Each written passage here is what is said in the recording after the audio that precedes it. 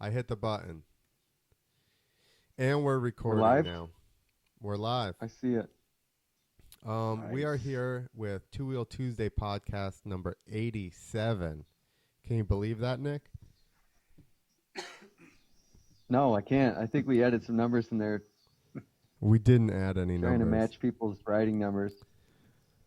I can tell you that you guys did disappear off my screen right now. And this podcast is brought to you by Motion Pro. Do you use Motion Pro parts and tools, Glenn?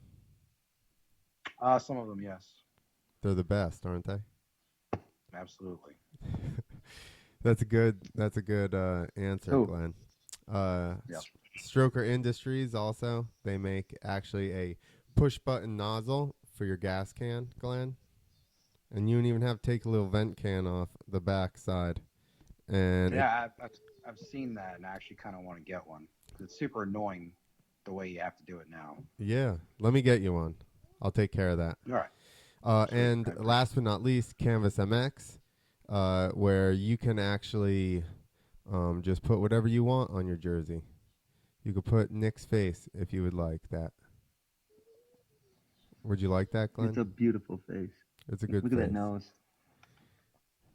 Let me figure out why they can't see No? you on Okay, that's a TV no. right now. He doesn't like your nose. Who can't see who? I can't see you guys on my. We can see you. No, they can't Yeah, see Nick you. looks fine in my video, but you look super blurry and stuff. Listen, nobody is worried about what it looks like to you, Glenn. Okay. I figured not. I figured you'd say. Nobody's worried about that. I don't know why you guys disappeared on my screen. You were there in the beginning, and then you went away. So, what, Glenn? I grew up riding with Glenn, and we kind of raced together. We were in different classes, but we were always at the track together, and we'd go and practice and stuff. Yes, we did. And then I actually he contacted me, which I showed Nick the message that you wrote about the underage drinking, and then I asked you if you were involved with Boyesen still, which you are, which I was very excited about. I don't know why in my head, I just never heard anything, so I was like, I don't even know if he has anything to do with it. Right. But I should have figured you guys were smart enough that you would have grabbed a hold of that and not. Yeah, it was a little circumstantial, but at the same time, the way the family dynamics happened, with my father passing, my brother and I stepped in and basically bought the company for my mom because she didn't really want to run it, and having the kids all in it because there's 7 kids in my family, so that would have kind of been a little messy. So we kind of figured this would be the best way to do it to keep the business together and safe and sound. And both my brother and I are really the only ones that were really into it and raced, and so we Yeah, kind of have the passion for it. right. I was gonna say that also is that you guys. I know we had the conversation before. I was like, I thought it was just you and Dog, and then you were like, no, there's a bunch of us. So. Yeah, there's a crap ton of us. Yeah, And you're the youngest of the whole family, right? that's correct. I am. Oh, you're the baby. There's 7 of you guys? Yep, 7. Yep. The baby is 7. Yeah. That's like hand-me-downs? No, I was pretty much I got whatever I wanted. His dad, hey, Even better. his dad was a friggin' genius, dude. Like, not joking around. Didn't he help with first off, your little joke, what's a reed valve? He invented it. His dad invented the reed valve. They used to have poppet valves before that, and they sucked, Nick. You'd still have a 2-stroke with a poppet valve in it. You don't even know what that is. I'm looking up a poppet valve right now. Go ahead. Yeah, actually, the inception though was more along the lines of a piston port, which is even worse than a poppet valve. There's no valve; it's just the piston that goes up and down and opens and closes the hole in the cylinder, And that was a very rudimentary way of having an inlet in a two-stroke. And my father was just like, wow, this really sucks. For performance-wise, is you got nothing, and all of a sudden, here you got the death, two-stroke hit, which my father never really liked. So he figured out, and he found, the whole reed cage thing and the reeds, and said, oh, if I implement that, put it over here, and put that in the bike, and kind of the rest is history. So. And what else I was gonna bring up was that he actually helped NASA keep the gas, like the fuel for the rockets, in a gaseous state when it went into the atmosphere. Didn't you tell me that? Yeah, basically again, this is going from childhood memory from what he told me, but I know that there are patents floating around the office somewhere. He basically came up with a way to measure the rocket fuel. I guess the rocket fuel has to be, super, super cold for it to stay in a liquid state. And I guess back in those days, they didn't really have a way of encapsulating that super cold liquid. So my father came up with a special glass that was able to withstand the cold temperature so that they could actually measure it. And so. There you go. You're welcome. It's over my head. You're welcome, Yeah. Buzz Aldrin. Yes. Yeah. Right.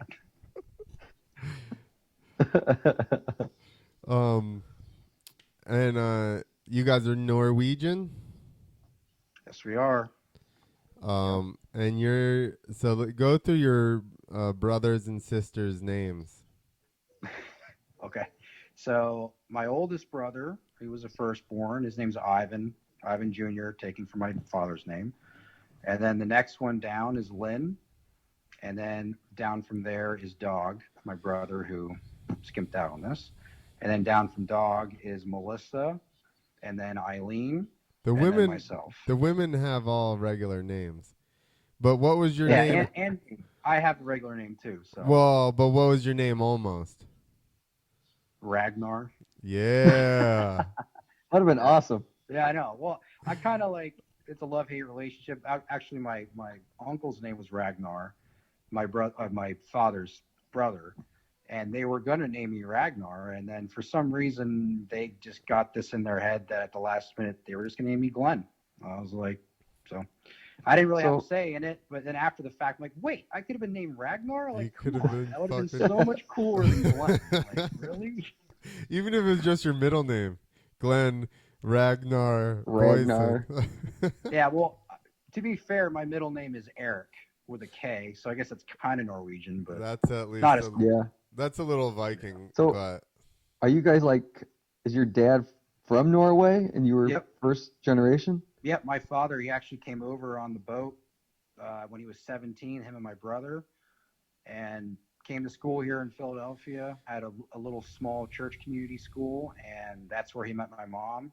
My mom actually is like 3/4 Norwegian also, but they had kind of come over a long time prior, and they met, fell in love, and started having a lot of kids. So. Started having a lot of kids. They have like a castle out in the middle of PA. We don't have a castle. Yeah, it was like a castle, man. Okay. I went there. I remember it. It was like a wooden. It was like a wooden castle. It was a wooden Boyesen castle out in the. They had Boyesen. I'm still looking up this poppet valve. Is a poppet valve just a valve? Well, poppet valve is like what a 4-stroke has. That's a poppet valve, technically. Okay. Yeah, but there are old school 2-stroke diesel engines that run poppet valves. 2-stroke diesel engines. Dude, they rip. I'm telling you. It just sounds crazy. Yeah. How can it be diesel and 2-stroke at the same time? I guess there's just no spark plug and it runs like high compression, but it fires every time. Exactly. Got it. Dude, that thing probably lasts forever. That's probably the best. Yeah, well, actually, some of the old, I think, I'm sure I could be corrected if I'm wrong by somebody out there, but I think some of the old World War II submarines and stuff were all even like they were compounding opposing piston 2-stroke diesels. So just every time they were fucking firing. Yeah, exactly. That And they're thing. firing into each other, which is even cooler. So they were just making mega power. So Well, and here's the other thing. Think about a two-stroke runs fairly cool versus a four-stroke, and then a diesel yep, runs cooler yet. So that had to have yep, been so good. Why are we so yeah. stupid? Why don't we do that? Oh, I don't know. You have to talk to the EPA and all the regulations, I guess. I don't know. Do they mix It oil seems with like back the then, diesel? like All the bean counters, they're the ones that screwed it all up. That's true. it It's true. was the guy selling the shitty two-stroke was like, nah, you don't want that. You don't want that diesel. Yeah. You Yeah, gotta right. change You the don't want that. legislation. I wonder if they smoke a lot. Rolling I coal, think baby. they do smoke a lot. Actually, when I did my stint in, I went to WyoTech for about a year to gain some experience, and there I went through a diesel class, so I know a little bit about diesels. And they actually had what's called an 8V92. It's a Detroit two-stroke diesel, and it has a supercharger and a turbocharger on it. Damn. I don't even know how that works. That's just like a perpetual motion machine. You just keep cycling it through. Well, yeah, basically, I guess the way the scavenging works on those diesel two-strokes, they need the supercharger to constantly supply air to it. Otherwise, it can't breathe. And then the turbo comes in online at top end to give it excess power up top. I don't think you can All say confusing to that me. you can't breathe. Right? Isn't that when we What's that? I don't think you can say that you can. Oh yeah, hands up, can't breathe. Is that what you're talking about? Yeah. Selling Lucy's? Yep. Sorry, everyone. Bring you all Sorry, down. we almost got off topic earlier than usual. Do you think that your brother didn't want to come on here because he didn't want to be reminded of the Hurricane Hills 250 Pro Championship that I won over him in 1999? I have no idea. Maybe that's what it was. I don't know. I beat him by a couple points because he didn't show up to every round. Yeah, he only showed up to the ones that counted or whatever. That has big money and stuff. So I beat him. Clint pulled the Ryan Dungey move on him and just was consistent. He was there every week. Yep. That's right. He won every time he was there, but I was there more. He was there when it counted. He's Mr. working for a championship. For the win. That's right, dude. They had that GP race there at Hurricane. It's a half an hour long for people that don't know, and I remember that. Yeah. he was like, I was in second, and he was like, man, I was getting tired. You're almost catching me. I was like, dog, this thing would have had to have been another half an hour longer for you to get tired enough for me to catch you. You know, I watched you in the 30 plus class, and I go, second place. I said, you had the exact same gap on second place in that race. And I know that I was going way faster than that guy was. Like, so he would just get like 8 seconds and sit there. And then if you started to catch him at all, he would like see you and just like pull back out and just sit there again. Like it was. I told him that, and he just smiled at me and then walked away. He never responded whether it was true. But I was like, you're just playing with everybody. That second place guy in 30 plus almost killed himself because he thought that he was going to catch you. Yeah, and I almost killed myself trying to catch him too when I finally moved up to expert. And I had one race where I actually raced with Dog, and we both got horrible starts. I think we were like 6th and 7th. I was right behind him. I'm thinking, sweet, all right, I'm going to latch onto him. I'm going to try to match his pace, and you know, so I know he was working his way up to the top, right? So here I am, and we're at Hurricane Hills, right, and which was like the only track I was remotely decent at, and I'm following him, going, all right, I'm keeping up with his pace until we got to remember the elevator jump, Clint? Mm-hmm. Right. Big step so the elevator jump, you made a 90-degree left, and then you would launch yourself down the hill, like kind of like toward the back of the tree line. Yep.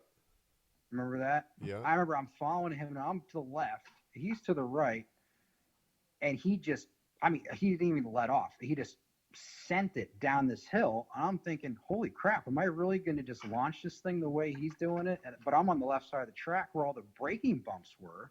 And I landed all these braking bumps and damn near almost go over the handlebars. But, he was on the right side of the track, found the smooth line, and just pulled like 10 bike lengths on me. I'm like, what the hell, dude? So I ended up finishing third, and I think he got second or something like that. So that's my claim to fame with my brother. There you go. My claim to fame, one time I beat Mike Treadwell in an arena cross. Oh, nice. I got third. It was in Massachusetts. They brought in frozen dirt and then built the track, so it was like fucking pudding. Yeah, right. It sucks so bad. So what do you do for the company? What is your official title? Well, my official title is technically secretary, but that's just the the company, dog CEO, I'm secretary. I mean, I guess we could have worded it differently, but at that time it was like whatever. But what I do there is I'm kind of head of R&D right now. Since my father passed away, it's been difficult trying to keep up with, losing, Eyvind Boyesen was the shit, right? And he was the innovator. He was the guy. He was everything, And so when my father passed away, it took us quite a long time to kind of get our bearings again and get things back up and going. And then when my brother and I took over, it was like 5 months after the fact, or 5 years, sorry, after the fact. So I ended up taking over R&D and kind of have been trying to steer it in a direction and, getting my bearings and getting, trying to fill my father's shoes, but I know that's impossible to do. So, but that's basically what I've been doing. Nice. Do you run the Instagram?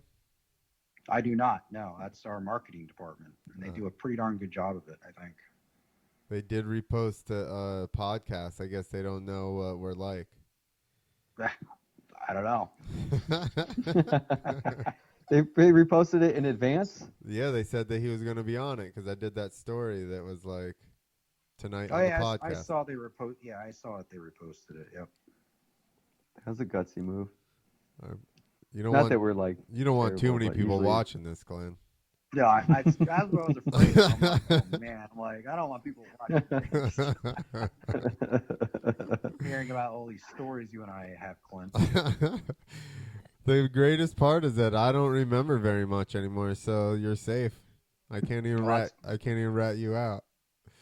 Just start making stuff up. Oh, I don't need to make it up. It's ridiculous.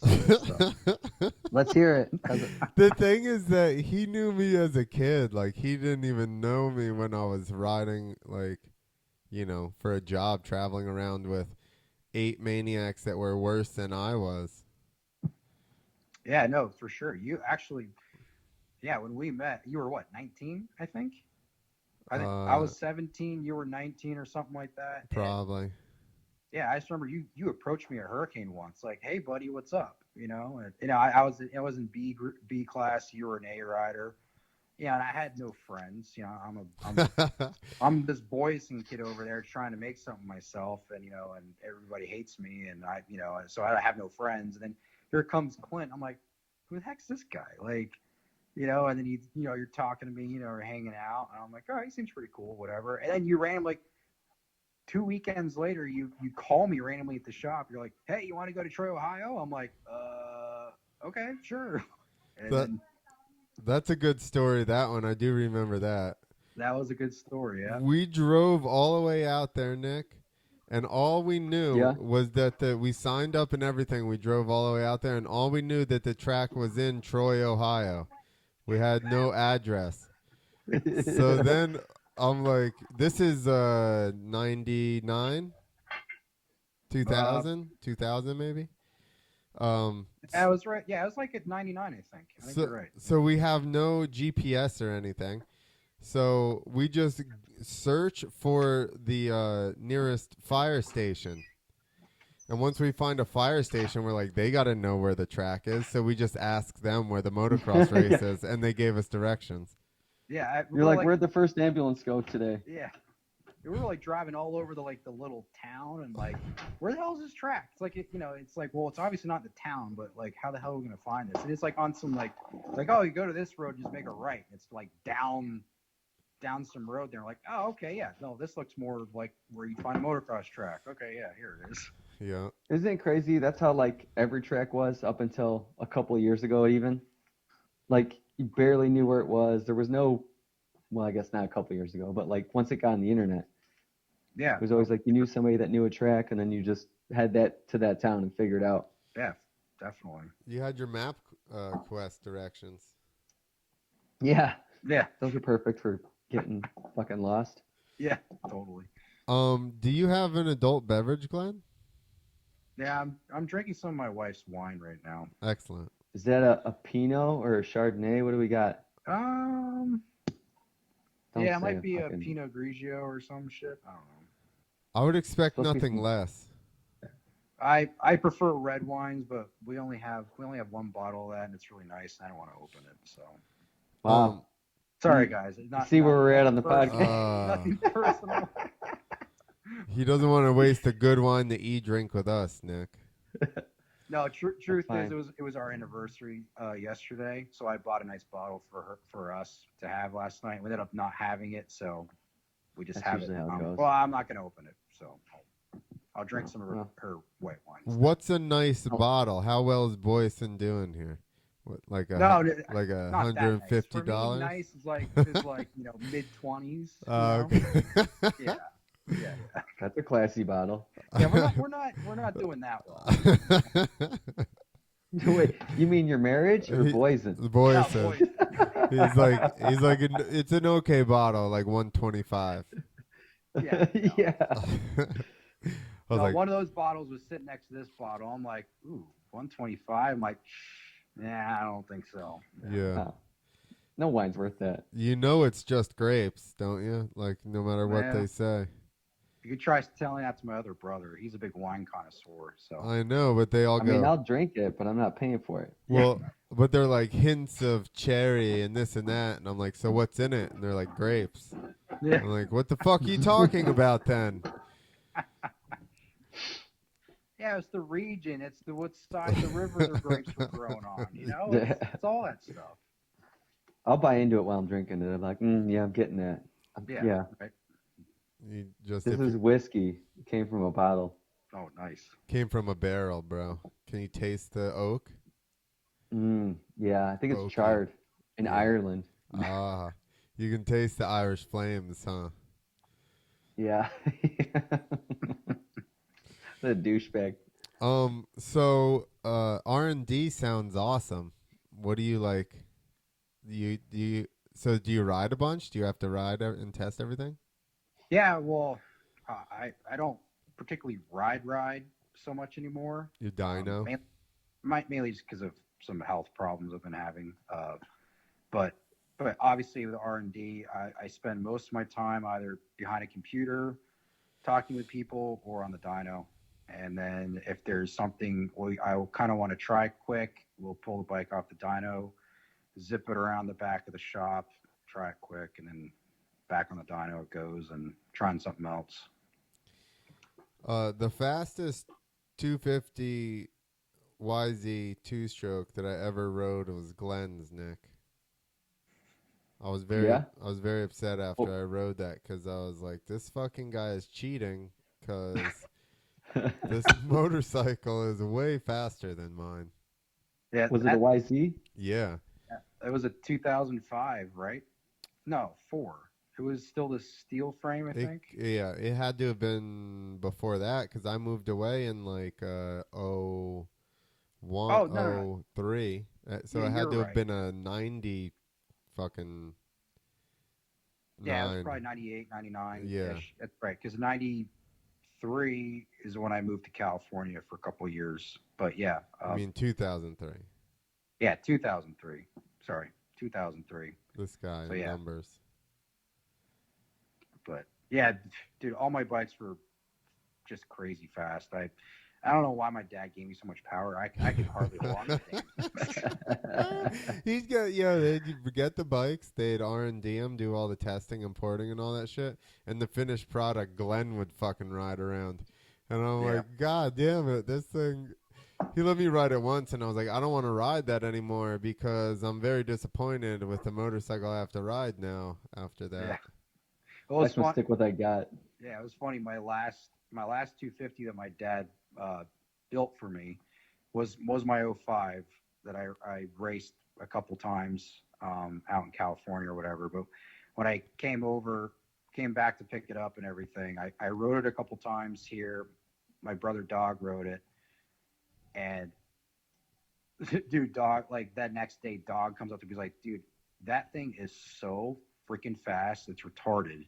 It like beat the pants off any bike my dad ever, or any engine my dad ever made for Dog. I don't know. But then after the fact, like after we got rid of the bike, my dad's like, pull that cylinder off. I was like, okay. So I pulled the cylinder off. He's like, all right, we're just going to put that on the shelf over here. And he's like, I don't want anybody else having the cylinder for safety's sake, because the thing was so freaking fast. Like legit, I think on our dyno, which we don't have a dyno jet, we have a Superflow, which reads a hair lower than your standard dyno jet and stuff like that. But the thing was making almost 60 horsepower to the rear wheel. It was ridiculous. It was 250. Yeah, 250. It reminded me of Carmichael's last two-stroke he raced for Honda in '04. I mean, the thing just screamed. Had so much over rev, and it was just non-stop pulling. You just were like, holy crap, this thing I only have to shift up a gear. It's ridiculous. It was like a 4-stroke, just from but porting, a 2-stroke. Or what? Honestly, I wish I knew, because I would be living it up. But unfortunately, somehow the cylinder went missing. I don't know if it was an ornery worker or somebody that knew what was going on and they stole it or what, but nobody can find the cylinder anymore. Sounds like some witchcraft. Yeah, probably. And honestly, one of my biggest regrets, with my dad passing, was I never got a chance to really sit down with him and actually learn about two-strokes. I know that sounds really stupid coming from, a two-stroke god like my father, but growing up with, especially me being the youngest, my dad was always like, oh, Dad, you build the bikes? Okay, yeah, I'll race them. Cool. Like, I have no problem with that. My mind was always toward like cars and turbos, and I was a young dumb shit, just that's what I wanted to do, right? And yeah, I like racing, that's what I want to do too, but I don't need to worry about the engine because my dad will do it. And then after my dad passed away, it's like, holy crap, I don't know a damn thing about two-strokes, and I had to like basically go back and just learn everything from scratch and go through files and paperwork, patents, and just like relearn just like my dad's heritage almost, and be like, okay, so this is why this works, this is why he was doing that, okay, and luckily enough, I kind of have the same mindset that my father had, so I kind of have that little off the wall thinking, even though it might not always work out for me the way it did with him, but we're making do with what we got for now. So that's cool. Was your dad's passing like sudden, or did he get sick, or? Yeah, well, he ended up getting he had leukemia, so it was not sudden, but we had it was a couple months until it got bad enough where he had to go through chemotherapy and all that stuff, and he came out of it, was pretty good for about a year. I think a year, maybe a year and a half, whatever. I mean, he was still pretty messed up from it, but he was able to like ride again a couple times. But the chemotherapy really took it out of him. And then of course, because my father was pretty much in such healthy condition, because my father was like the healthiest person I have ever known, which is ridiculous as to why he even got cancer in the first place. I still don't really know. And then the doctors were like, this guy's really healthy for his age, even though he just combated cancer and whatever. So they wanted to put him on all these trial medications or whatever. And I don't know why my dad agreed to any of it, but he did apparently. And I'm pretty convinced that one of those drugs basically kind of did him in, and he ended up dying from a brain hemorrhage. And wow. Yeah. So it was pretty sudden. Like, he wasn't really feeling very well. And then that night, just gone. Ugh. Wow. And that sucks when you think that you're on the other way out of it too, you know? You're like, oh, Yeah, I exactly. already beat it.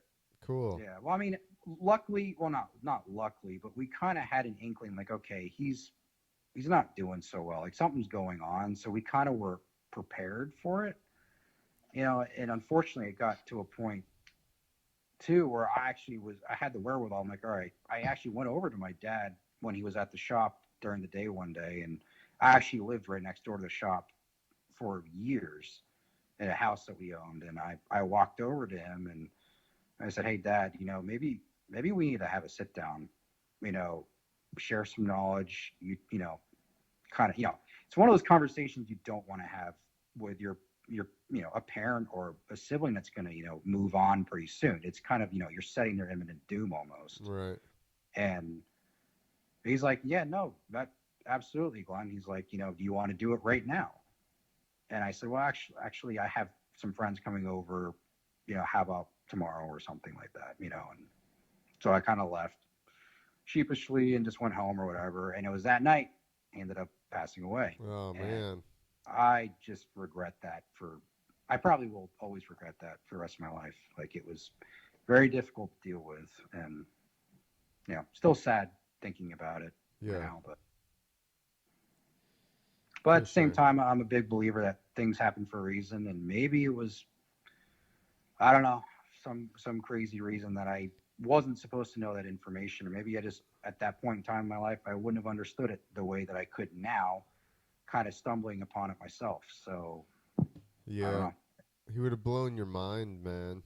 You weren't Yeah, ready. exactly. It probably would have gone in one ear and out the other because I'm like, I don't really remember. I mean, I do remember the last thing he said to me in that conversation. He said, Glenn, the trick to a two-stroke is scavenging. I'm like, okay. Well, that's a fairly generic or broad term. I mean, I know what scavenging is, but you're not being very specific. But I think in that such a broad statement, he was actually very kind of honed in on what he meant by that. And knowing what I know now, I understand it much better. But just like you said, Clint, back then I probably wouldn't have been able to understand it anyway. So, wow. So what is scavenging generally? That's way over my head even. Yeah, well, this is the beauty of the two-stroke is that the two-stroke is so simplistic in how it works, but at the same time, it's probably one of the more complicated engines out there when you really get down to the nitty-gritties. And honestly, I think that's one of the reasons why manufacturers like the car manufacturers and stuff never really took hold to it, because the engineers really couldn't wrap their heads around it. Yeah, they could understand how it works, you know, at the core, but to really get maximum performance, you have to understand these little intricacies and these kind of black magic, you know, things about it, that port height and timing and all that. Yeah, it's not about that. It's you know, a four-stroke is so sectioned off into these separate strokes. You know, you got your intake stroke, you got your compression stroke, you got your combustion, your exhaust. And since everything's chopped up into those little instances, you can concentrate on one of those in itself and perfect it. But with a two-stroke, you can't do that, because as soon as you mess with one, it affects all the other ones. And you can either really screw it up or make it really great if you know what you're doing. And so back to your question, scavenging is basically the work of air going from the crankcase through the ports into the top of the piston, into the cylinder area, and being able to push out the residual exhaust gas and being able to fill the cylinder. That's basically scavenging. And the pipe, hence why two-stroke pipes are fat, you know, have that nice fat gnarly look to them, right? Because that's all there to help and aid in scavenging, because that pipe actually creates a suction. So when the exhaust goes out down the pipe, you create a low pressure behind that pulse, and that pulls actually fresh mixture out of the crankcase. A lot of people think it works the opposite. They think the piston goes down and compresses the crankcase, and that compression in the crankcase forces the charge up to the top of the piston. But it's actually kind of the opposite, or at least that maximum horsepower or maximum peak power in the RPM range. the pipe is really doing all the work. It's sucking really hard and pulling the charge around to the top of the piston, and then the reflecting wave on the stinger cone sends the wave back and then forces the charge back into the cylinder and traps it. And that's how you can kind of get a supercharge effect out of the two-stroke, and why they make so much power per size. I didn't know you were a genius too, Glenn. No, Yeah. no, not at all. No. I could have used all this years ago. I've been trying to figure that stuff out forever. Just in general, basic things like. Let me know. So the exhaust basically becomes like once you fill a hose up with water and it starts to run downhill, and then it creates like a vacuum that way. Basically, the exhaust, once you start pushing a bunch out, it's kind of does the same thing. Yeah, well, I mean, you can liken like, okay, if we look at the pipe as a whole, and we chop the pipe into the sections, right? So you have the belly, which is obviously the fat part, right? If you go toward the engine and you look at what's called the header section, right? The length of that header section versus the taper, or the some of the pipe gurus have all these names for them. I can't remember. You have to talk to Mitch and those guys. They'll tell you about it. But the angle of attack and everything is what really creates the suction. So if you think about it, when the exhaust port opens and the piston's rushing down to open that port, the exhaust pulses out at such a high rate of speed, and it goes down this tube, but the tube is ever expanding.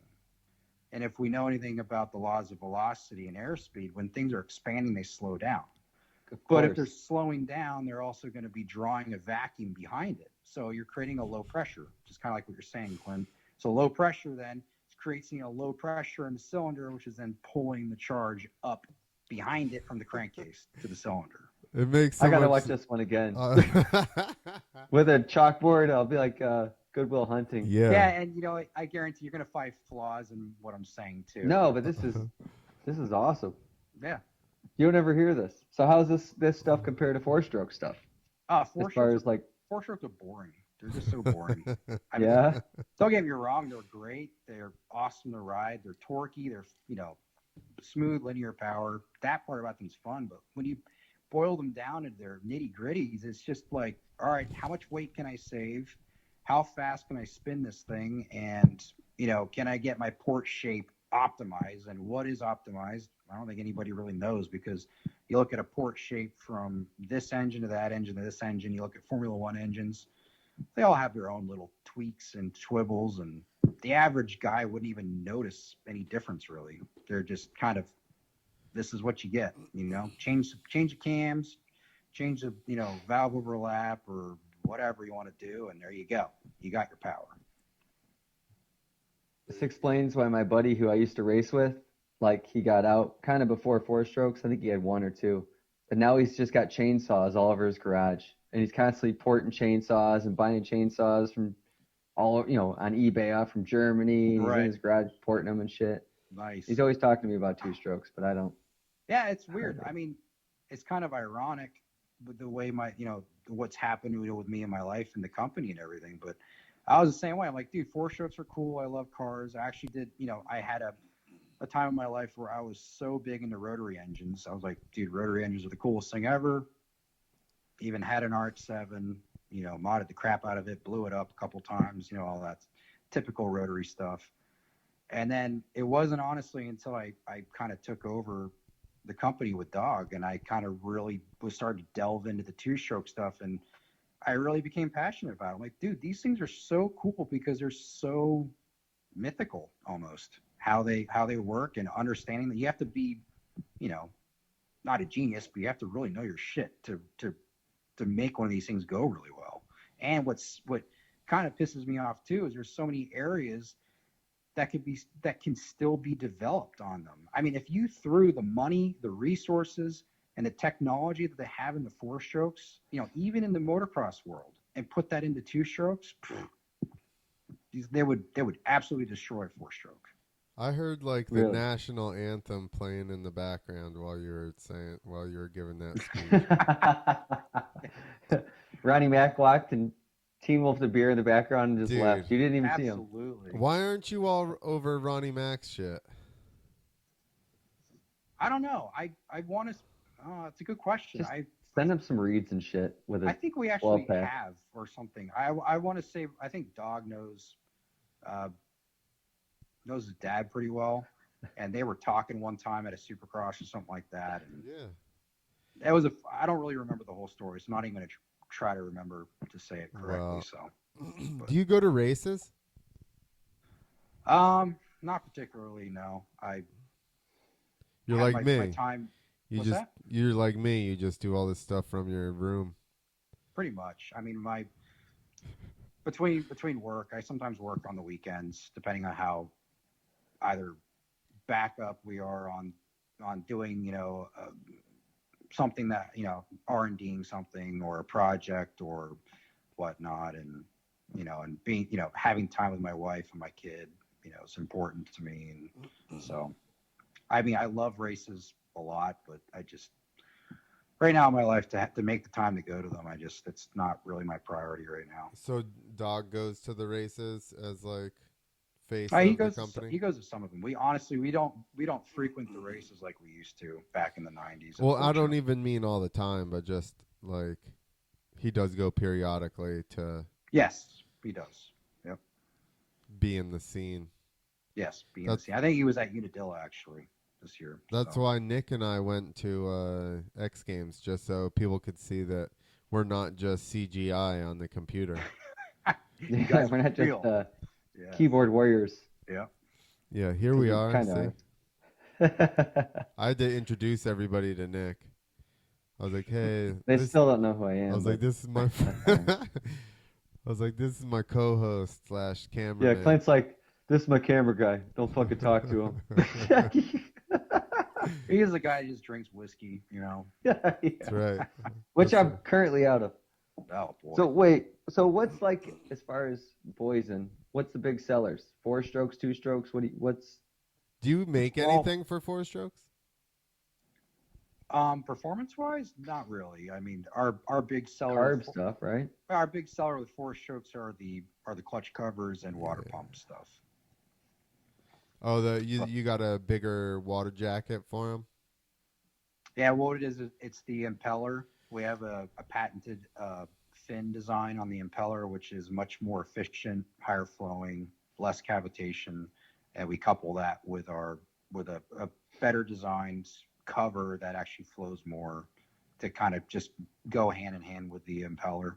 That's right, because I love caviar but hate cavitation. Yes, no, cavitation is no good.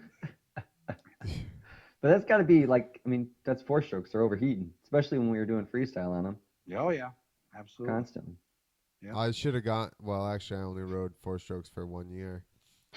And I didn't do anything to that. I bought it already done for freestyle and I just rode it. And then people kept going, "Is that McNarl's old bike?" And I'm like, "Yeah." And he's like, "He had all kinds of problems with the motor." And I'm like, "Hey, shut the fuck up." He's like, so the majority of your stuff is 2 strokes still? Actually, I mean, it's a good mixture. I mean, we sell a lot of reeds still for 2-stroke guys. We actually supply the reeds for all the OEM KTM 2-stroke stuff. So if you're buying any new KTM or at least a 125 on up to the 300, they all come with our reeds on them. With a rad valve or just No, just the reeds. They make their own block. We sell them the reeds. That's what they wanted. So. Got it. The Austrians are very specific. Very specific. We should see the drawing we got from them for the reeds. And there was a couple design iterations that we suggested, and it took quite a while for them to catch hold and realize, oh yes, this is better. Yes, okay, we run this. Do you think at some point the Norwegians and the Austrians probably fought each other, and maybe that's why they're still holding on to that? It's very possible. Who knows? I mean, maybe we raped and pillaged them back in the day. I don't know. They probably had it coming. Yeah, smugging. Oh, what were they wearing? Smugging. Later hosen, all smugging Austrian. Yeah. Dancing around with their sausages or their whatever they call it.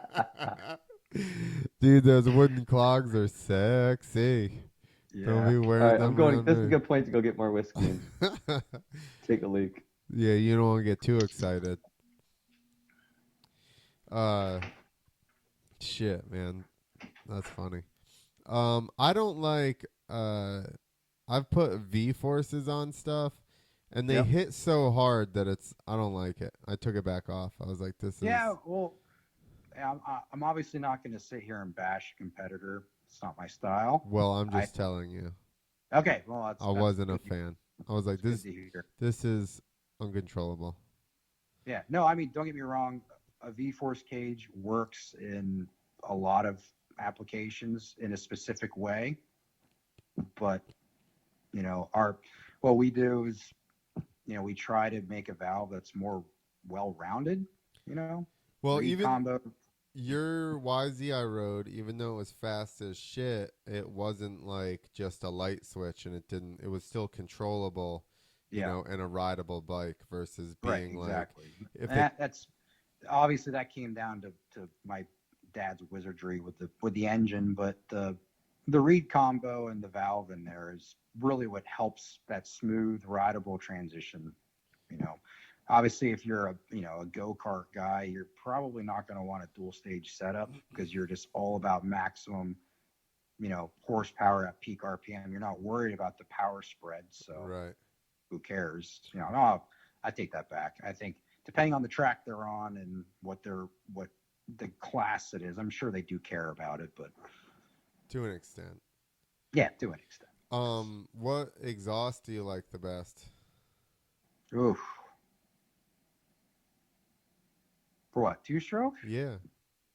Man, I could answer all sorts of ways. Depends on who I want to please and what my sponsor is and everything. Well, I'm going to tell you that for my personal, and I've never tried a Bills or anything crazy. Let's just say take the big two or even stock, FMF, and Pro Circuit. I'm going Pro Circuit because the bike I had I think that the power curve, I like it better, and the way that they sound so sick. I will agree that a Pro Circuit Shorty silencer, it's so crisp sounding. It's freaking awesome. And nice and deep. It was nice and deep and crisp. It was sick. Yep. I think on my 05 250, I think the pipe combo we ended up with that was a depth pipe or a DEP, whatever you want to call it. Yep. With a stock silencer. That gave the best performance all around, I think. Now Nick, if you buy what? If you buy a 05 YZ250, that's the exhaust combination. Not buying 05.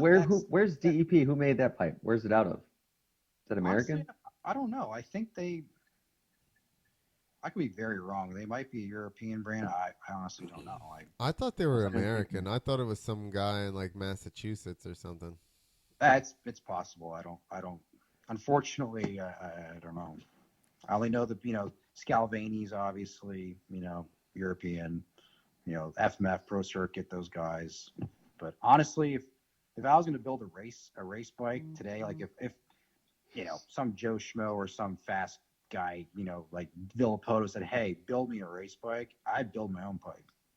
Because I think the pipes that these guys are building are for, obviously for the masses, so they have to be somewhat tuned down. But I think if you know your stuff, you can probably build a pretty decent pipe yourself. Okay, Glenn, next year we need, and I'm saying we as in Boyesen Racing, needs a guy in the 125 Dream Race Series and somebody to race Red Bull Straight Rhythm.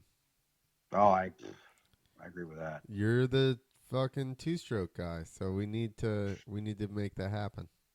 Yeah, well, trust me, I have lots of dreams and aspirations. It's all about time and I guess you could say resources, but I put it to you this way: I've been thinking about making not a kit, but aftermarket goodies. If you could get a 125 with 45 horsepower, that would be pretty sweet. Yeah, that'd be fucking intense. Pretty sweet.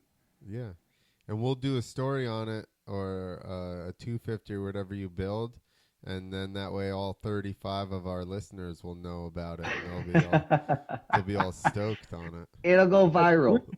It'll be viral, basically. Is that's what fine. we're saying. And I could convince my wife that the 125 is for my son in a couple of years. There you like go. 10. Whatever. We're gonna get this kid this dangerously fast. I gotta break it in. It's super fast.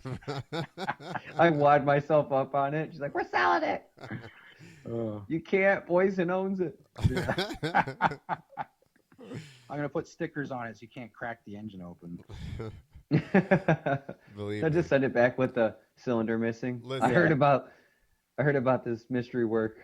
He's got a bike behind him that's been leaking oil for 5 years in the garage. I don't think you got to worry about him. It's a 4-stroke. It's boring. I bet I could anything start it open. and it would just run for a couple hours. Yeah. That's the first bike I've ever had that I bought aftermarket like engine stuff. Because either I don't know. I never got pipes or anything on my bike. I was always lighter or smaller. And my dad's like, these things are so fast factory. So either he didn't want me to get hurt, or he was like, well, it's probably both. Don't get hurt, and I don't have to buy a pipe and a silencer. I always wanted valves or reed valves, and I never. That's how I knew what that reed was instantly. I'm like, you'd go through like Racer X and Dirt Rider, eyeing up parts, and it was always bone stock. Yeah, dude. Still get wadded up. Dude, Boyesen is the shit as far as like. Yeah. You know, look at the companies that have that type of heritage. What is it? FMF, fucking Thor, which Thor wasn't even Thor at the time. I guess Fox, Boyesen. You know, like there's only a handful of companies that have been in it that long.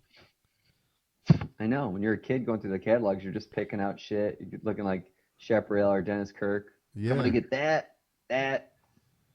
Unfortunately, that's one of the things that kind of scares me is, you know, or at least not scares me, but I feel a very big responsibility to make sure that, you know, that heritage kind of keeps on going. Because like, I don't like the last Supercross I was at was here in East Rutherford a few years ago. Yep. You know, and I'm driving the Boyesen van and we're going to go park or whatever. And of course, you know, driving through the parking lot, some drunk people are out there, you know, pre-gaming it. And these dudes are like, yeah, Boyesen, yeah, super cooler. And I'm just like, wait, is that what we're known for now? Is super coolers? Like, I mean, I guess so. Like to these younger generation that grew up only knowing 4-strokes, it's like, yeah, I guess all we have for them is a super cooler, I guess. Well, that's what I was wondering. Like, what's popular now with Boyesen? Like, obviously 2-stroke, but. Did you guys? But I mean, but just like you said, with a 4-stroke, I mean, that's kind of what it is. It's what we do is, you know, covers and super coolers. I mean, trust me, there's a daily basis. All right, what can we make for these things? Didn't you do like a whatever's at the bottom, the quick shot thing? Yep. That was the one Boyesen thing I got to get because then I was older and I was starting buying stuff for my own bike. I'm getting something. It's gonna make a difference. What's a quick shot? I don't even know what that is. It's on the bottom of your carb. What? It was a piece to kill the delay, right? Exactly. It was an accelerator pump piece that we put on the bottom of the carb to aid the basically those. I mean, did you ever ride a carbureted 4-stroke, Clint? No, I avoided that. What a snob! He's basically a millennial. I rode a fucking 2-stroke. I rode a 2-stroke until 2016. How about that? Oh, there you go. All right. Thinks that gives him street cred. Yeah. Maybe 15. Probably 2000. I think I got that. I had the quick shot and I had like a rubber pad under my carb because I think it's right when I started hitting ramps and I was trying to lose the bog when it was bottoming out. Oh, okay. Right. So then I started going faster so I could just blast through it and then that didn't work out either. Yeah. And we sold a crap ton of those quick shots. I kind of wish the opportunity was there again with some other, you know, idea for these newer 4-strokes. But honestly, they're so damn good. They're so damn fast. There's hardly any problems with them, and it's hard to really. You got to come out with something for like electric bikes, like fucking. It's like an amp for a system. Yeah. The problem is you can already do that. You just go into the settings. to the control unit. You just dial in the kilowatts there. All right, you break in, you hack in. So all right, deliver more kilowatts per That's hour. what you need to make, a hacker. Sell that hack. Yeah, people, trust me, I'm sure it's already being done already. Some dude in his pajamas Do it first. down in his parents' bedroom or basement doing it. So, Well, buy that guy and sell it as the Boyesen hack. yeah, right. Capture him. Yeah. Did your dad ever do anything with suspension? Oh yeah. Yep. Yeah. He made some crazy rear end, right? Yeah, I think suspension was probably his second greatest passion other than engines was suspension. And I had all sorts of, he was constantly revalving his forks and his shock. And it used to piss me off like, Dad, let's just go riding. They're like, oh, I got to do this first. I'm like, all right, whatever. Like, but yeah, no, he had something called the Link bike. Something, you should probably look it up. That's what we call it. The Boyesen Pretty Link sure bike. I've seen it. I'm sure you have. Bob Hanna rode it to a GP championship against Johnny O'Mara in 1986 and beat him. Johnny O'Mara ran out of gas in the second moto. It was a pretty historic event, I guess. But that's actually a pretty cool story because my dad had made a couple of these Link bikes for various people. I mean, Roger DeCoster rode one. Rick Johnson rode one. He made them for Team Kawasaki in Europe. So nobody really notable. Yeah, exactly. No one really notable. But I remember hearing the story. My dad would say is that Bob Hanna, Team Suzuki actually came up to the track Fields Hill, Clint, that you were at, right? Which is my brother's place now. Yeah. Right? And back in those days, castle. It was the local racetrack that my dad always used to go to. Mega hills, super shaly, bumpy as all get out. Team Suzuki came there to test. My dad brought the Link bike for Bob Hanna to ride, and Bob kind of looks over the bike, scours at it, says, "All right, well, what's the deal with this bike? You know, kind of like what's its thing, right?" And right away, I think one of the engineers like, "Oh, I guess it has an extra inch or two of travel, like, which really wasn't its main thing. It just was kind of a byproduct." And right away, Bob scoffed at it. It was like, "Oh, well, it's not going to work. You know, I've ridden bikes that have more travel and they just don't work." Well, what he didn't realize is that that was only the tip of the iceberg of what the system actually did. And he went out and rode it, and my dad said he didn't even come back down. He just rode it for 40 minutes straight, came back, said, "Wow, this thing is unbelievable. You've given me a new reason in life to actually race and ride." He's like, "I want to race this at the USGP." So my dad. I wish I could pull up a picture of this because it's gnarly. Find a couple different versions. Well, pretty wild. I'm sure if any of the viewers or listeners have been to any of the pro races, have been to Legends and Heroes rig. Yeah. Yep, they have that bike, that Bob Hanna bike that he won on there, and that is the Link bike there. Nice. Normally I can pull up pictures in the podcast, but it's not linking up. No, I can't. But it's wild looking. He lives in the flyover state, Glen, and they only give him so much internet at a time. I was trying to give Clint some play because we're on Facebook. I can't do it on Facebook. They figure out too much fucking. We got corn. Information at once, they'll just lose it. All right, take it.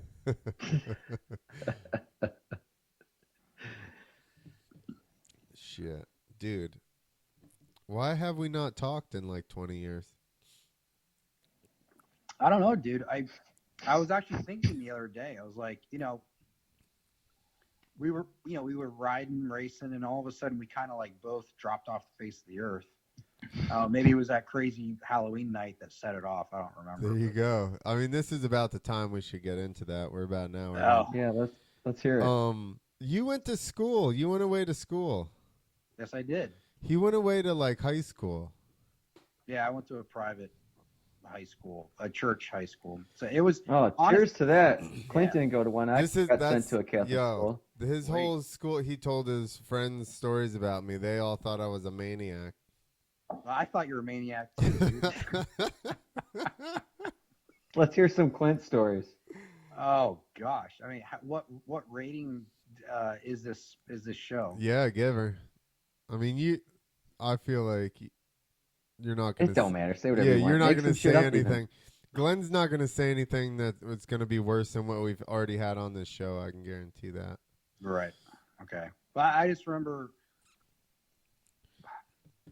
that trip out to Ohio with you was the eye opener. I mean, you and I talked a couple times at the races, yada yada yada, and you're like, "Hey, let's go out to Ohio." I'm like, "Okay, cool, whatever. I don't really know this guy, but fuck it, let's go." You know, and we're driving out there, and you're talking about tanning salons and what happened there, and freaking hookers, and I was just like, "Wow, what the who am I?" What the fuck's There going were on no here? hookers Like, at the tanning salon. She was just no, not she was just salon, older. Yeah. She was like 26. Was that at the time? I was probably like 19. She was 26. We worked at the tanning salon together. So I just remember, basically got molested. it didn't sound like he got molested. It sounds like he's pulling a he too. He's gonna take her to court. No. 20 years later. Like to find her you're again. gonna take the two of them to court. Remember? Like to find her because she's in retirement. She was fun. No, I'd like to find her again. She's collected Social Security.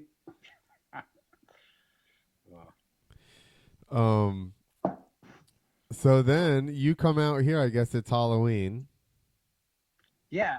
So I remember. Yeah, I was in school at that point down near Philadelphia, and you're like, "Hey, you should come up. You should come out here to New Jersey, and we can go riding or whatever. And you can." I just remember like we got to ride at Mark's track. You can stay with me, and then the next day we'll go to I don't know what the heck it was called or even, but that Where track was that next track? I don't know. It was like it was flat, kind of big jump, Supercrossy almost, and it had like an area that was lower than the other one. That was Mark's track, no? No, it wasn't Mark's track. It was some other track he took me to. It was like a half hour away from Mark's. It must have been that same track that actually did that video at, yeah. Probably. And I just remember that, like, I wasn't really a jumper back in those days. And I was like, all right, so these are some not huge jumps, but the amount of jumps on the track, I'm like, all right, this is something to get used to here. And then after I kind of got it, I'm like, all right, this is such a blast. And I remember, well, of course, you and I were both hungover at this track, right? Yep. And I remember there was like this little kind of whoop section out of a corner, out of a left-hander that I was quadding out of. And this is fun, and you're like, dude, that's sweet, quadding out of that. And I think you were like wheel tapping or something like that coming out of it. And I just remember I got so cross-threaded coming out of it and just freaking bit the dust so hard. And I totally blame the hungoverness for that one. Probably. That sounds about right. As did everybody that rides with Clint. Yes, totally. So tell us about Halloween night. After you said something about it, I vaguely remember a little bit, but I don't. I'm sure you probably have a better recollection of this than I do. Oh, yeah, pretty vivid actually. Mind you, I'm 17 years old at this point in time. I'm a little church boy going to church here, and in my world, just getting kind of blown open here, with Clint. But so wait, how old? You're 17. How old's Clint? Clint was I think Clint was 19. How old are you now? Me, I'm 36. Okay, I'm 39. Okay, so yeah, you're probably right around 19, 20 or whatever. Yep. But I just remember we rode at Mark's earlier that day. We went back to your parents' house, took showers, ate some dinner or whatever, and then we both zoomed back to Mark's because that's where the party was at, right? Well, from what I heard, it's where the party was always at, right? So we're hanging out there drinking, I'm drinking beers, and I tons of people there. Crazy. And Mark, of course, is talking my head off. He's Oh, that's right. And I remember him and Junior were just we're riding, right? And we're taking a break, and they come bombing in with freaking, cases of beer. And they come up, and I remember Mark's like, dude, your bike sounds so sick, man. All your Boyesen bikes sound so ridiculous, and I'm like, yeah, dude, they sound pretty wicked. And I'm like, and they leave, and I'm like, Clint, dude, he's drunk. Like, back at this point in my life, like, I don't like. I He didn't know can't people operate drink machines during the day. And Clint's like, dude, they've been drunk for the past 3 days. I'm like, wait, what? Like, that was like the tip of the iceberg. I'm like, oh my gosh, what am I getting myself into here? So here's a little side note. Mark and Dog used to race together. They're like right about the same age, so they knew each other good. So he knew. Mark who? Is this the Moto Pimp Mark? Is it? No. Mark Pillion. He's older. He's basically like Glen's gonna love this. Like my mentor in like riding and pride partying. I didn't make it. Sorry. I didn't say make. that again. I said Mark's probably my mentor in riding and partying. No, for sure. Yeah. Clint's like, they've been drunk for 3 days. Yeah, we're gonna be drunk they've been for drunk 4. for 3 days, and guess what? We're getting drunk tonight. I'm like, oh, great, okay. So we're at Mark's that night drinking, having a good time. I'm just kind of, watching all the shenanigans go down. I'm a pretty reserved guy, so I'm not really getting into anything. Especially then. And I don't know him now, obviously, but he was a young kid, so he didn't say anything. Yeah, I remember you brought one of your buddies with you. He was like some football guy or whatever. He was kind of a meathead. I don't know. Louis? What's that? Louis, probably? Maybe. He was kind of big. Yeah, kind of Italian looking, maybe. Yeah, sounds like Louis. Hair. Yeah. He went down to the basement, where they were obviously doing some illegal stuff down there and coming up or whatever. And then I'm like, just as I'm kind of getting into this, I'm like, all right, we're having I'm having a decent time. I feel pretty good. Clint's like, all right, we're going. I'm like, wait, where are we going? Like, I was getting comfortable here. Yeah, I was just getting comfortable. He's like, no, we're going to another party. I'm like, but wait, you're drunk. He's like, so, and I'm like, well, who's going to drive? He's like, well, me. I'm like, oh gosh. We'll get there faster. And so we're in your white Jimmy, right? It was Jimmy? Black. Oh, yeah, right. That's right. Yeah, black. It was a Chevy S10 Blazer for everybody. Yes, that's right. The square body, because it was an older one, like a 95 or something. And I just remember Mark's driveway. Long dirt driveway, yeah. Long dirt driveway with a little 90-degree left in it. Yeah, 90-degree left. So of course. Oh, you're fishtailing that. If you're leaving, apparently I tried. Yep. So we left. You're drunk. I'm sitting in the back seat, holding on for dear life. Your buddy's in the sitting shotgun, and I'm just like thinking, oh my gosh, we're gonna die, aren't we? And you just, I'm like, all right, let's just remain calm. Let's just go to the, and you're like, no, I got this, I'm fine. And you just bury your foot in it, and just like what you said, Nick, he just starts going sideways, just fish town. I'm like, oh my gosh, you serious right now? And he's not letting off. There's these huge potholes. And we literally start jumping the thing. I see the thing got air, right? Jumping through these potholes. And I'm just like, oh my gosh. And I'm thinking, shit, isn't that 90-degree left-hander coming up? And then I just remember hearing Clint go, oh shit. And just like yanks the wheel to the left. The Jimmy just goes sliding like freaking WRC style through the corner, goes up on 2 wheels, almost roll the thing over. Somehow he saves it. And avoids hitting the trailer parked in the side there from his excavating company, right? And just goes hauling ass and just doesn't let off. He's just, moto, just WF on. This guy just going for it, right? Well, that's what I was getting the speed for, the turn. Right. But then what about all the speed for the road that we were about to hit, right? Which is like a pretty major, I think, 2-lane road or whatever. Yeah. Sussex Turnpike. Yeah, and he just Dude, he just yanked the wheel, went totally sideways, sliding onto it sideways, and just like, I think we careened through 2 cars.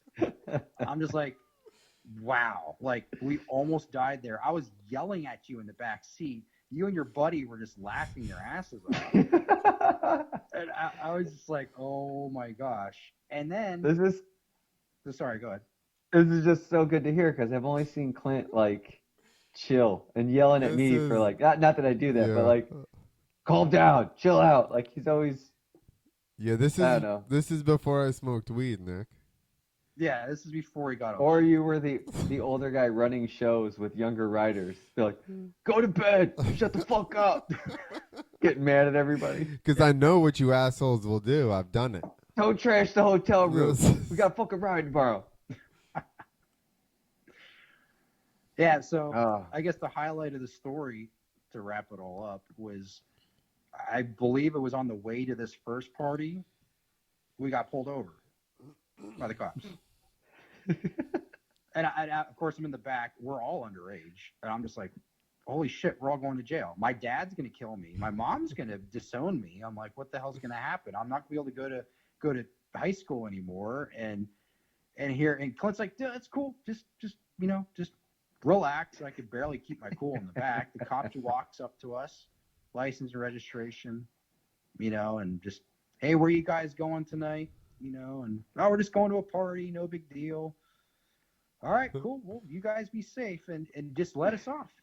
I'm like, obviously it's just a random pullover looking for drunk drivers, which we obviously were. And he just, for whatever reason, just blew us off. I'm like, wow, that was ridiculous. And we ended up, so that happens.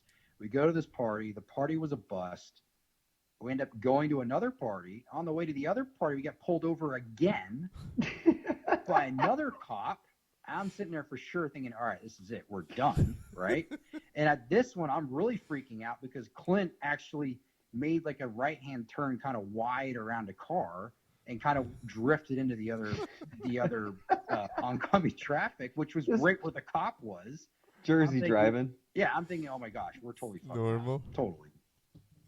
And then cop comes over, takes Clint, takes him out of the car. I'm like, oh no, this is it. And his buddy's just like I don't know what his buddy's doing at this point. I think he was so, I don't know, high or whatever. I'm just like, oh my gosh, this is it. It's just me back here. I got to keep my composure, whatever. I remember we even took, like, it was a costume party we had to go to.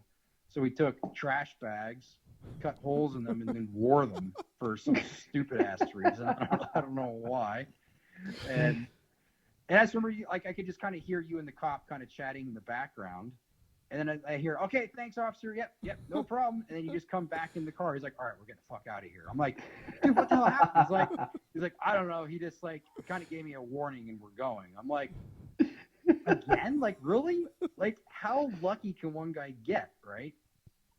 You had to be a little disappointed that you guys weren't getting arrested. Like, you didn't want to, but also you had to get back in the car with Clint driving. True, right. Yeah, I should have just taken over at that point. You're like, will no one stop this guy? Will no one stop?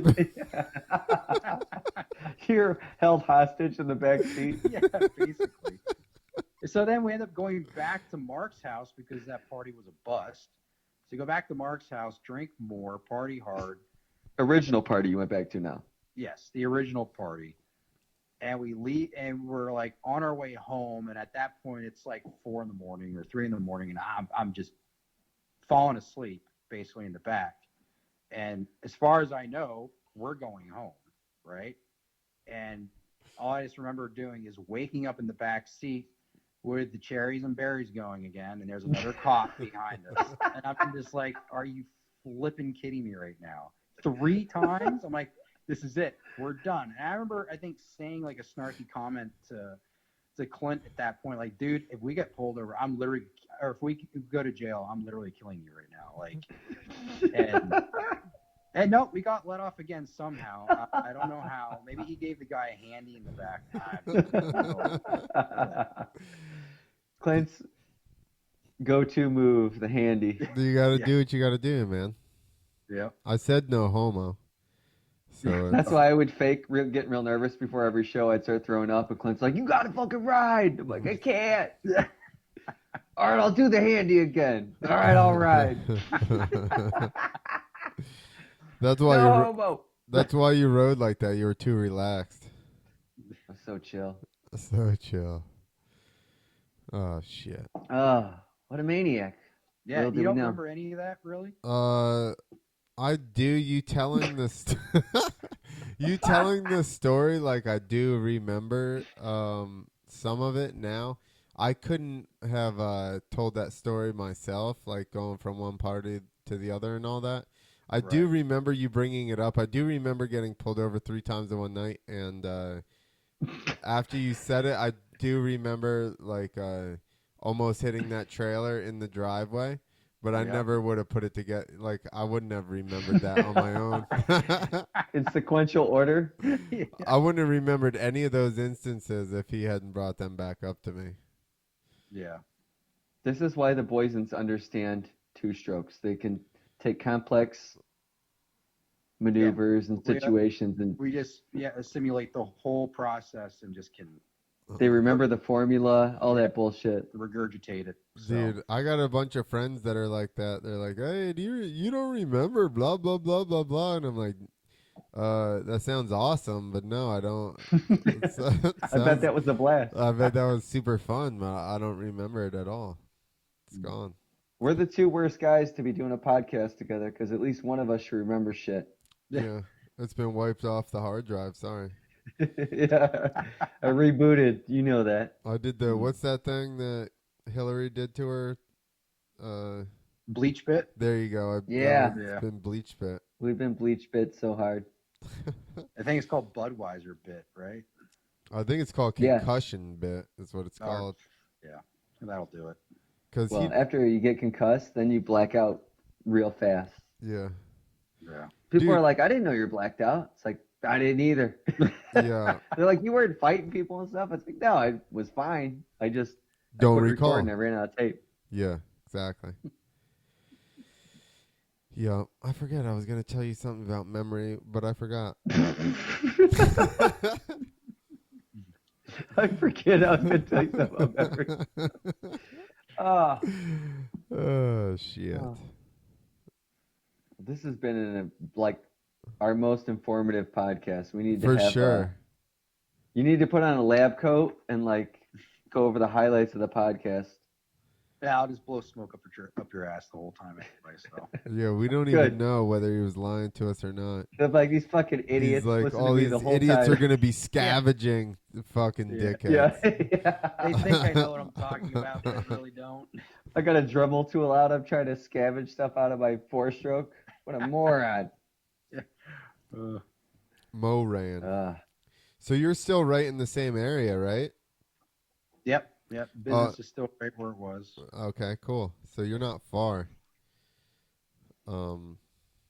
Yes, you're still in Jersey area, right? Well, I'm back in Jersey area. Back in Jersey, right? So. He says with a depressed voice. Yeah, a little bit depressed, but I'd be depressed too. It's all right. You're fucking like 2.5 hours away.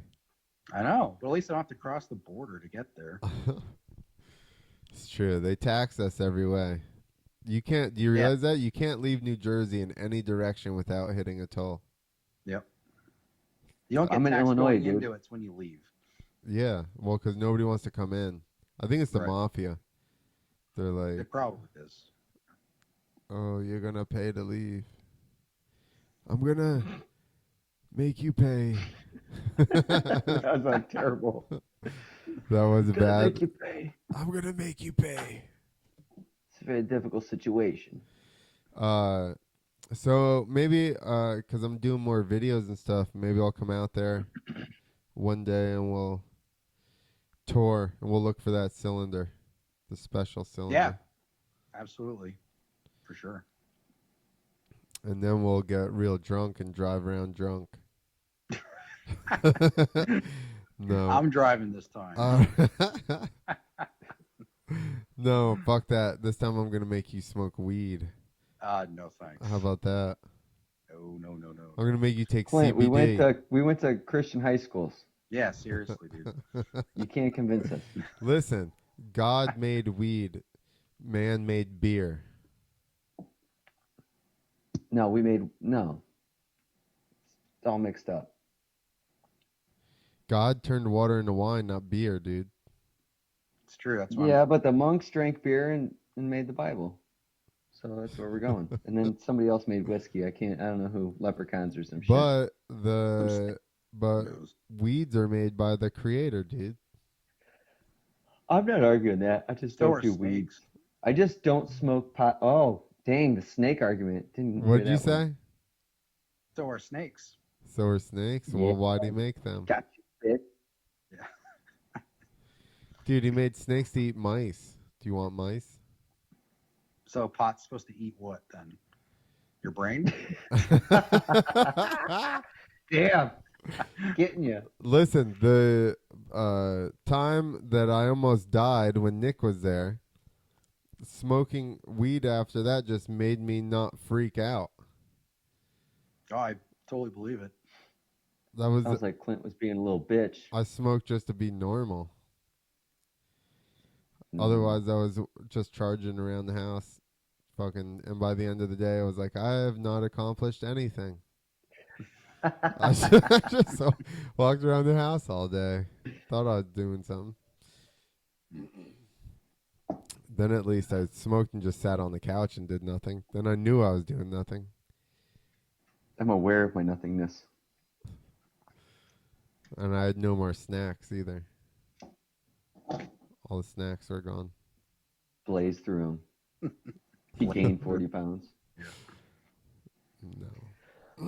All right. Looks like we've run out of things to talk about. Any other good stories, Glenn, that you got? I'm just...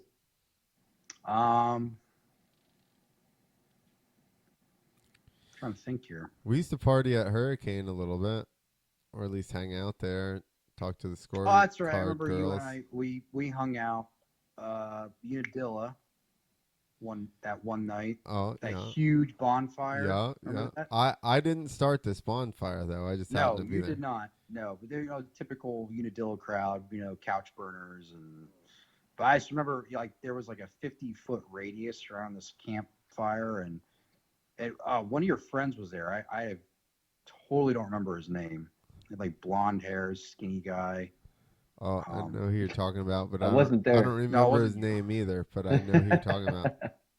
But I just remember some dipshit went and threw like they were throwing stupid stuff into the fire, right? I think contact cleaner cans and shit. Yeah, exactly. Contact cleaner cans. And that barrel was right next to Ben Firestone's fucking box van. Yep.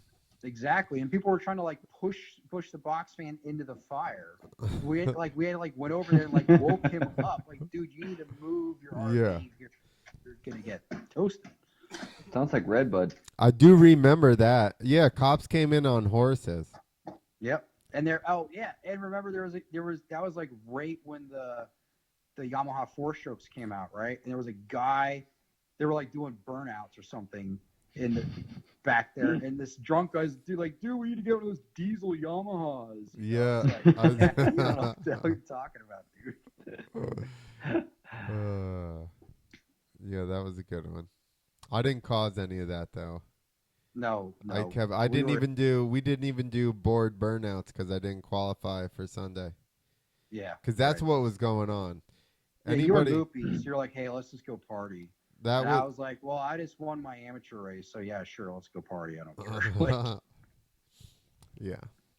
He said that Hurricane was the only one he did okay at, yet he won the amateur race at the National on amateur day. Yeah, but there's nobody there. Whatever. Don't downplay it. Just dude, that's the thing though. When Glen felt like there was nobody there, he would be the fastest man in the country. And then if somebody was there that he thought was fast, he just wouldn't ride like Glen. Yeah. I'm like, what are you doing? How is that guy beating you? Exactly. I don't know. Don't know. I've had that conversation with Glen several times. I go, how the fuck did that guy beat you? And he's like, I'm not really sure. Yeah. Just didn't ride good. Hey, I guess I was the first Tomac, I guess, right? Yeah. I don't know. I'm But sure not, there's been plenty. not quite the speed, right? Just I'm sure there's been plenty. No. There's tons of guys that That's are fast until they get or good at whatever until they get pressure. oh, absolutely. Yeah. that's gonna be the only thing we post from tonight's thing is It's like just I'm me the talking first shit. Tomac. Yeah, Oh. no, please don't. You should probably just edit that out, actually. Glen Boyesen calls out Tomac. Yeah, right. Perfect. Clickbaity. That's clickbaity enough to work, Glenn. Yeah. We're gonna edit. We're gonna chop up everything you've said. Yeah, but I have some good stories. I mean, my racing career was pretty short lived. I mean, I didn't really get a chance to make anything of myself in it, but I had some pretty good battles with Dave Ginolfi, your fellow New Jerseyman, right? Yeah. I remember after I graduated high school at the church school there, right? I was like all gung ho. I'm like, all right, I'm gonna turn pro. I'm gonna be serious. I'm gonna start training my ass off. I'm going for it, right? And literally, that next weekend after graduating, I tore my ACL. And I was like, "Are you kidding me?" And it was probably one of those brutal injuries I went through. I had surgery on it. My knee ended up getting infected, and it was really nasty. So it was like 9 months before I could even like walk on my knee, like legit walk on it. Jeez. And so at that point, when I was actually able to start riding again, it was fall heading into winter. My dad's like, "Hey, why don't you move out to California, get a head start?" At that point, my sister and her family were living out there, so I was going to go out there and live with them and start riding. Why not? It's beautiful weather out there. Don't have to worry about the winter like you do here on the East Coast. So I went out there, and what's funny is I went to the first, no, sorry, second place I went was Glen Helen, right? And I am not known for riding well on the sand. Now, granted, Glen Helen's not really a sand track, but it's probably the most sandiest thing I've ever ridden on. And guess who was there? Was Dave Ginolfi. He was there training in the off season, just like I was doing. And I was like, oh, all right. So, the funny thing is I didn't notice him until I was on track riding. And dude, I was going so slow. I'm like, all right, I've been off the bike almost a year. No idea what I'm doing. I'm so uncomfortable in the sand. What the hell's going on? And here this dude flies by me, and I look at the jersey and it says Ginolfi. I'm like, wait, Ginolfi? I'm like, is that the same Ginolfi? I'm like, no way. Get back to my truck, and I kind of like looking around for him, and sure enough, I see Dave over at his van. I'm like, what the hell? Like, really? And dude, he was hauling ass, and I'm like, wow, that's all it took was me one bad off season, and he had an off season and just killed it. And he's like now twice as fast as I was. I'm like, wow, that was demoralizing. Yeah, but first ride back, Glenn.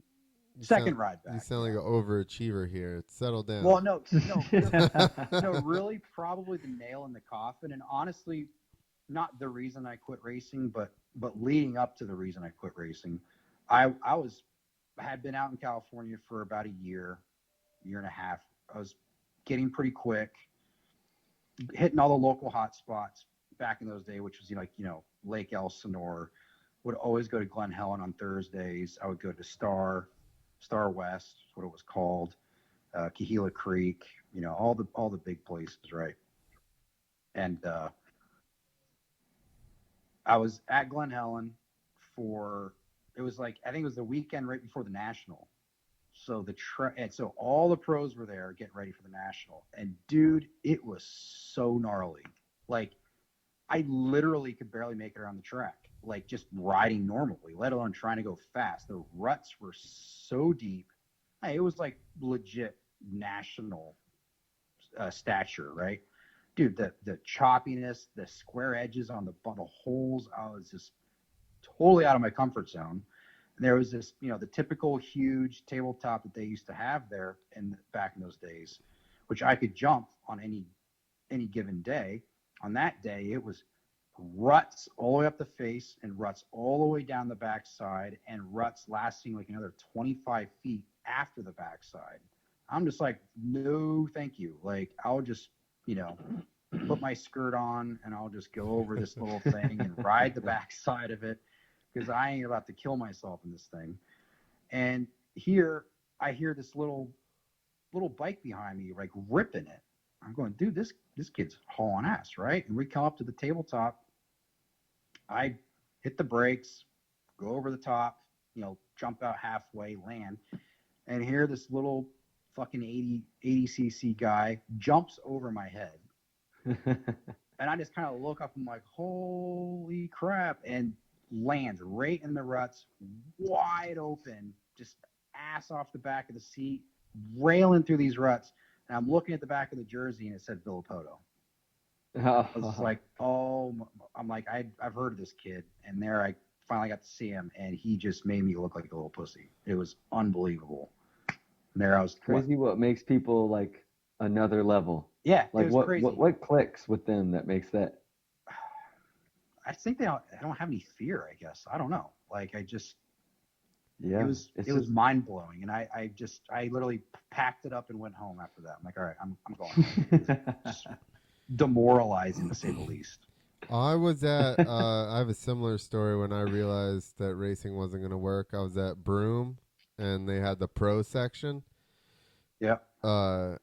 And so you go up the pro section, then you do like a turn, you come over that hill, and you come down, and there's like a crest, and then it drops down again to a steep hill, and then you would make a right and go back up.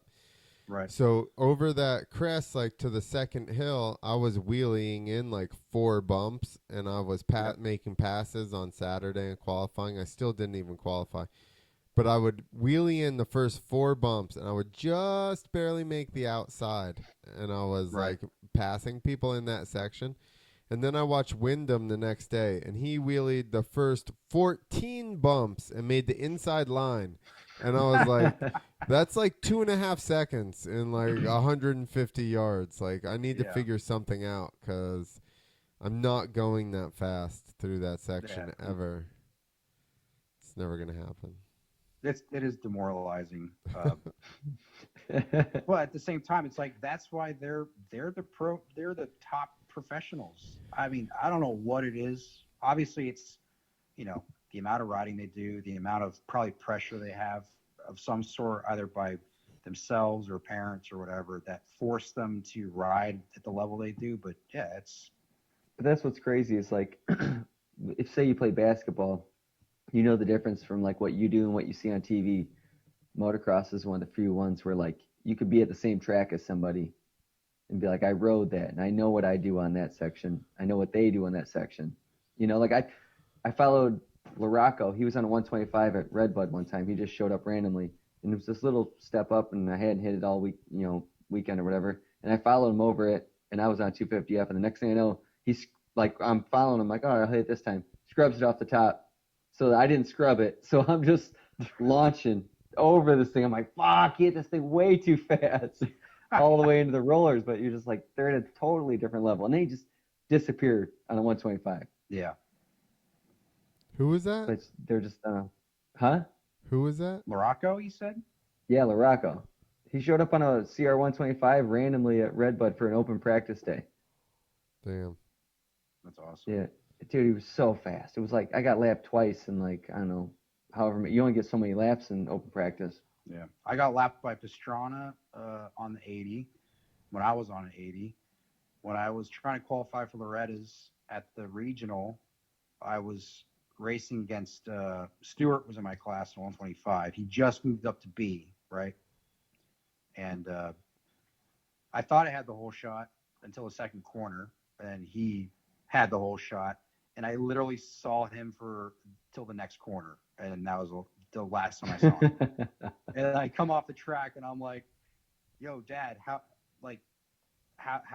far ahead was he?" He's like, "Well, he almost lapped you." I'm like, "Holy crap, really?" In 5 laps, he almost lapped me. Yeah, but that's the fastest dude on the planet. Yeah, it was crazy. That's nice. I got lapped by Carmichael twice at Race of Champions. Good, you deserved it. And Yeah, you did. and I wasn't Piece of even shit. like in last or anything. I was probably like 10th. Well, it's Carmichael, dude. I know. Das Goat. Dude, were you jumping that whole what did they call that jump? The huge. Double in the middle. Well, yeah, no, there was the big double in the middle, but the big mound jump where you're like The elevator? Yeah, the elevator. Is that what they Yeah, called of it? course. That thing was massive. He was flipping it in practice. Dude, No big I you hit. were double backflipping it in I practice. deal. I did go back there the last day and do like lazy boys on it and shit. Oh, really? Yeah, Nice. before they moved it. But I hit it on a He never 125. double flipped it, just to clarify. I never Okay. I never even backflipped it. Just He so everybody bitched knows. out on the double flip. That's right. Just in my whole life, I bitched out on the double flip. But I hit that thing. There happened to be like a kicker all the way to the left one time, and I hit it first lap on a 125, probably like fourth gear wrapped, and went flat on it on the Nice. elevator. But no, he got me. So there was at that time all the way to the very back corner. There was this huge sand berm, and coming out of it was like a sand triple. Well, at least to about 5 people, there was a sand triple. Because I tried it like 3 times in practice. I hit a third gear completely wrapped out, cased the shit out of it. I hit a fourth gear, lugging a little bit, cased the shit out of it. So I was like, well, let me try third again, cased shit out of it again. This is in practice. Last lap, last moto of the day at Race of Champions, which you can imagine what the track was like at that point. He comes around me like lugging and triples out of the fucking corner still. And I'm like, By the end of the straightaway, I don't even know where he was. He was so far gone. Well, Clint, you probably needed to jet your bike probably better, and maybe change that piston because it probably had a hole in it. Like we went to Ohio, remember? I do remember Unadilla the year that I had you guys port my bike, and then you're like, that bike doesn't sound right. And then when I got home and I looked, the power valve wasn't hooked up. Do you remember that? Yeah, I remember that. I remember. So I guess we didn't really finish the story going to Ohio, but we drove all the way to Troy, Ohio. Finally, make it to Troy, Ohio to race. Both you and I, right? Amateur day. Yep. You didn't have your boots or something. I forgot my boots. Yep. I forgot my boots. I didn't have money to buy boots there, so guess what? I didn't race because I got these small little size 10s, and Clint's got this big freaking, eagle's claws over there. No, I wear a size 10 too. I probably had an 11 at that time, but I wear a size 10. You were 9.5s. Yeah, maybe I was wearing 9s at the time. I don't know, but I just remember that. And then I remember you were like, you go out for practice and you come back and you're like, dude, my bike's so slow. I'm like, yeah, it doesn't sound that good. Like, something doesn't sound right about it. I mean, granted, it was a Honda 125. They were pretty slow. They were super slow. I remember, you were eyeing up the Widowmaker. You're like, I got to hit this Widowmaker. You're like, I'm going to hit it first lap in the moto. I'm like, okay, dude, whatever. And I remember I'm watching you. The gate drops. You go out there, and sure enough, you go to hit it, and you case the shit out of it. I mean, you weren't even close to making it. I mean, but I committed. And you come back. I remember you come back. You don't even finish the moto. You come back. You're like, I think there's something wrong with my bike. I'm like, yeah, I think there's something wrong with your bike, dude, because you can't even huck this double that everybody else is hucking. I'm like, and I think I took the head off there or something. And yeah, there was a hole in the piston or something like that. I'm like, yeah, that's probably it. You'll have that on those big drops. Yeah. Well, you were messing with the magic of the two-stroke. I know. If Boyesen had sponsored me, I would have made that double and the mains, and then my whole career would have been different. He just tapes a reed on top of the hole of your piston. Yeah. You'll go so much further. I'll take it. All right, dude. You guys got to get up early and go in, and does dog stand over you and yell at you? He's like, how come he's not doing R&D? That guy rode for 100 years. Yeah. Based on my dad passed, he was, in charge of the company for all those years until him and I actually officially took over. So he kind of was already wearing the hat. I mean, he does more of the business stuff, like he deals with all the ins and outs of it that I frankly don't really want to deal with, and not to say that he doesn't want to be in R&D. He very well might be, and we do, obviously we talk about stuff a lot, but I guess I have maybe a little bit more experience with the hands-on side of it than he does, the mindset or whatever. But that's what I was gonna ask. Did he go to school for mechanics or anything like that, or is he... No, he didn't. No. So no. I mean, I think he's taken some business classes and stuff like that. So I mean, that was his main focus, was more like business and marketing and stuff. So I mean, he's kind of been head of marketing for a long time, and so that's kind of the hat he likes to wear, I think. Cool. Well, I'll definitely have to come out and we'll do some. You make all the reeds and everything like on site? Yeah, everything is 100% USA made, right there on site. Dude, I heard the national anthem behind you again. You know it. Red, white, and blue, baby. Right there, red, white, and blue. Well, the Norwegian flag is red, white, and blue, isn't it? Yes, it is. Uh-oh. Sneak attack. Sneak attack. It's a trick. Yes.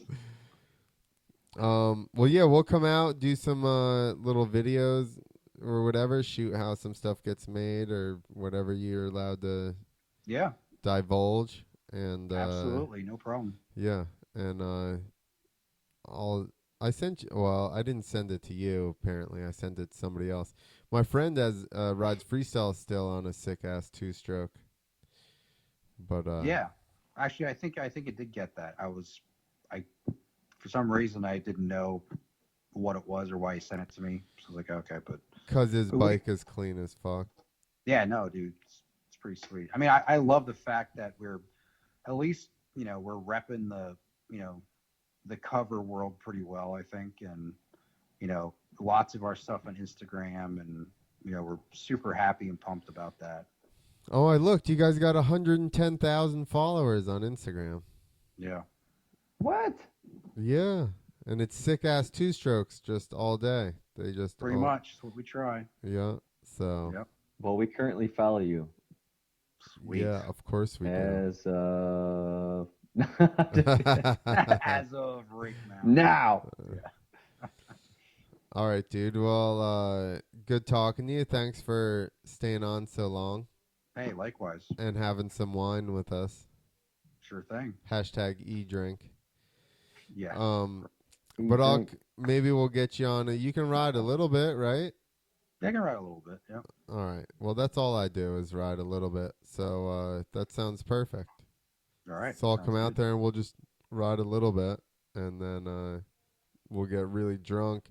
Then call your wife and be like, "Hey, you got to pick us up at the bar." Yeah. Right. Never mind. Clint's driving. We got this. We don't need an Uber. We got Clint. That's right. All right. We're about to sign off. All right. Well, nice meeting you, Nick. Yeah, likewise, man. All right. All right. Everybody listen next week. You're welcome for all the two-stroke information, you fuckers.